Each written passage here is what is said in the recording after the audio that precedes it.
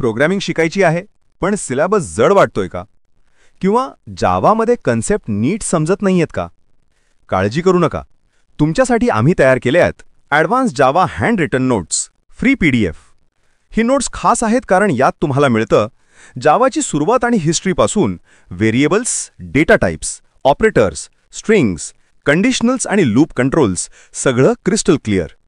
ॲरेज, multidimensional arrays, methods in Java, practical एक्झाम्पल्ससोबत.